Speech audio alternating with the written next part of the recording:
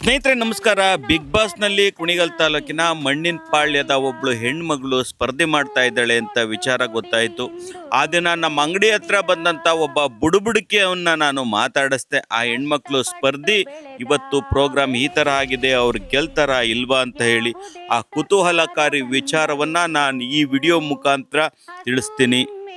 ಮಣ್ಣಿನ ಪಾಳ್ಯದ ಹುಡುಗಿ ಬಿಗ್ ಬಾಸ್ಗೆ ಹೋಗೈತೆ, ಗೆಲ್ಲುತ್ತಾ ಇಲ್ವಾ?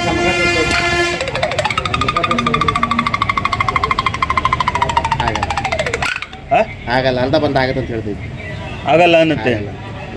ಯಾಕಾಗಲ್ಲ? ಕಾರಣ ಬೇಕು.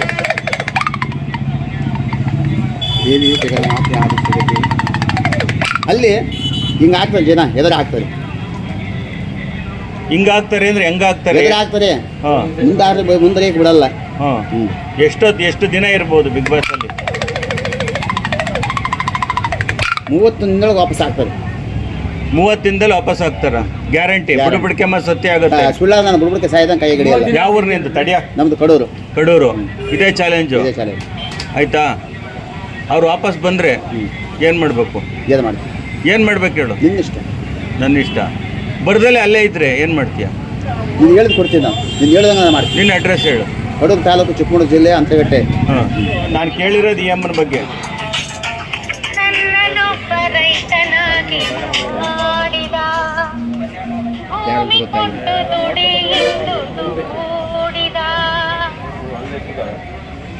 ನಮ್ಮ ಕುಣಿಗಲ್ ತಾಲೂಕು ಮಹಿಳೆ ಹೇಳು.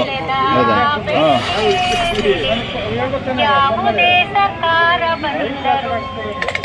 ಹೇಳಿದ್ನಲ್ಲ, ಅದಕ್ಕೆ ಸ್ಟಾರ್ ಏನೋ ಚೆನ್ನಾಗಿದೆ, ಎದುರಾಗ್ತಾರೆ.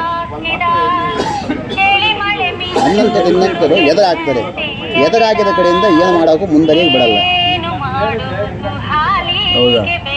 ಸ್ಟಾಲ್ ಚೆನ್ನಾಗೈತೆ, ಸ್ಟಾಲ್ ಏನೋ ಚೆನ್ನಾಗೈತೆ, ಆದರೆ ಎದುರಾಗುತ್ತೆ. ಎದರಂತ ಗೊತ್ತಾಗುತ್ತೆ ಸೋದರ. ಮುಂದರಿಯಕ್ಕೆ ಬಿಡಲ್ಲ.